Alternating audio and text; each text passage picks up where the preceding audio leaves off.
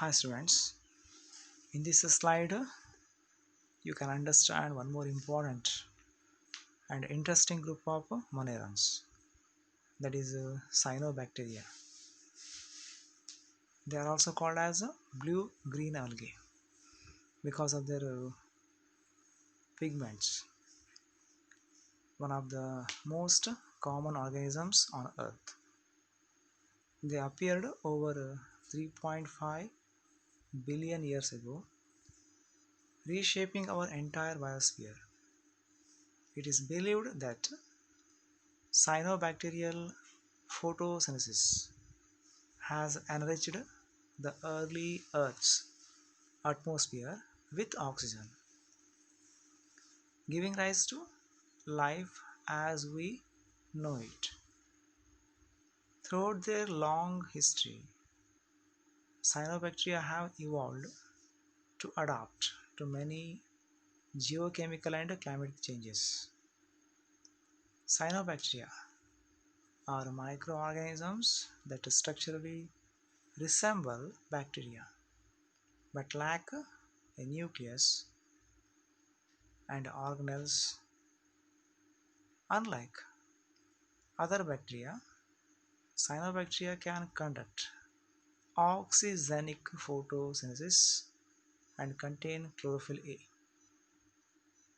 Cyanobacteria grow in freshwater lakes, streams, oceans, dam soil, moistened rocks, and more. Over billions of years of evolution, they have formed unique symbiotic associations with microorganisms, plants, seagrass, fungi, sponges, and cycads. They even live on the fur of sloths and polar bears. They were the only organisms which are capable of performing oxygenic photosynthesis and fix nitrogen also. Cyanobacteria can be unicellular like spirulina, colonial like nostoc, or filamentous like oscillatoria. Filaments contain one or more trichomes inside a mucilage sheath.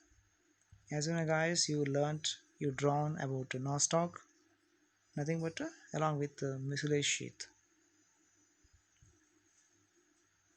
Nitrogen fixing nostoc and anabina live freely as well as symbionts